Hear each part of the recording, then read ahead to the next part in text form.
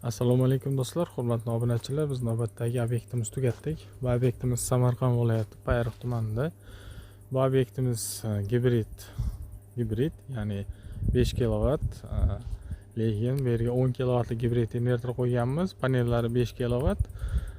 5 bu klientimiz mana jonli joy bor, yana 5 kW qo'ydiraman dedi. Yaqinda bir oy 2 oy ichida hozircha 5 kW qo'yib berdik. Bu yerda panellarimiz Longi 605 wattli N-type panellar, ikki tomonlama. Hozir invertorda ham ko'rsatib o'tib ketaman. Panellarimizni ko'rib turishingiz mumkin. Graduslar ham o'z joyida. Invertorimiz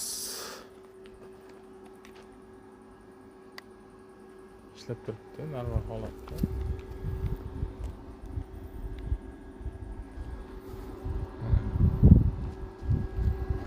Muammosi ishlab turibdi. Bu invertorimiz gibrid bo'lgani bilan akkumulyatorsiz ishlaydigan gibridlar turiga kiradi. Akkumulyatorsiz ham bemalol ishlab bera oladi. Kunduz kuni quyosh bo'lsa, yoki shitimiz.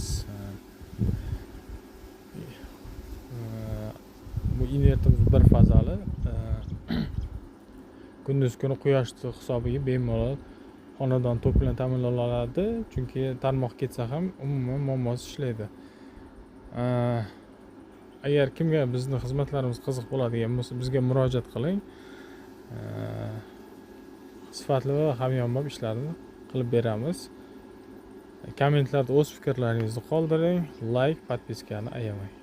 Xayr, sog' salomat bo'ling.